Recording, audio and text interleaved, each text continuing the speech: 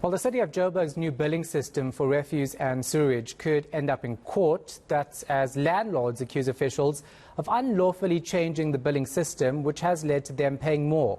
Our senior reporter, Aviwe Mtila, is following the story for us. He joins us now live. So you say that landlords are not happy with the changes to the billing system. What exactly are the amendments then? So, Shahan, traditionally sewage as well as refuse would be charged according to the value of the entire property in the entire building. But now that has changed, and in fact looking at per unit that is housed within that entire building. For example, I've been speaking to a number of landlords. I was at A2 House in the CBD of Johannesburg, where I was speaking to the owner there and the landlord telling me that previously it'd be charged around 2,000 Rand for the entire. So let's talk about the increases we've seen regarding this over the past 10 years. Well, it's been rampant. The experts would tell you that local government taxation has ballooned, in fact, outstripping just the average inflation by over 300%. One of the experts there, Paul Jackson, telling me that, in fact, this is now hitting household inflation in itself. The low household income now have to pay about 1,200 towards the City of Johannesburg. And even with these latest increases, you'd see that being shifted towards the tenant himself, something that Paul Jackson explains, a property expert. So let's take a listen to that. Local government taxation can only, and the increases in local government taxation can only be described as rampant. If you look at it over the last 10 years, it's far outstripped inflation by over 300% on average. And the per unit billing system really just exacerbates a very, very difficult thing.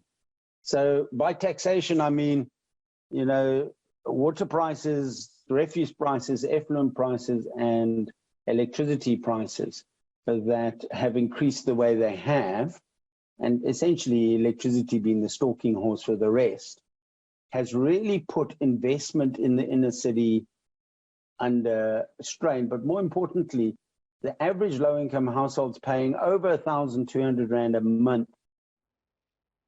And the City of Joburg's response to these claims?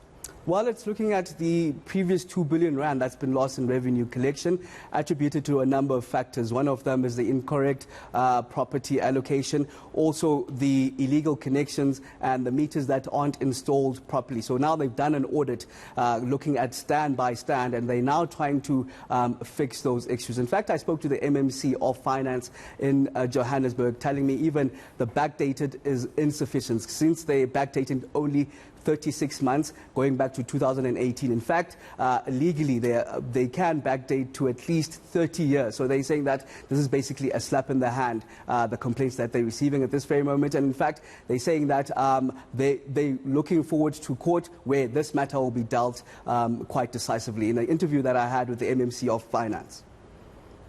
Each case where a category changed, the customer was informed that the category had changed. The customer was informed of the difference it would make to their billing, and the city made itself available in order for the customer to enter into payment arrangements if it were necessary to do so.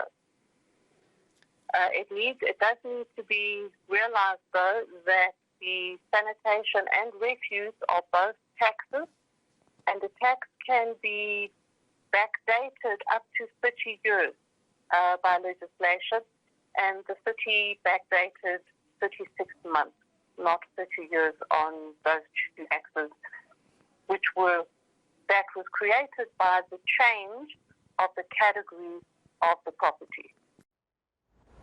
All right, we'll leave it right there. Our senior reporter, Aviwe Mtila, following that story for us.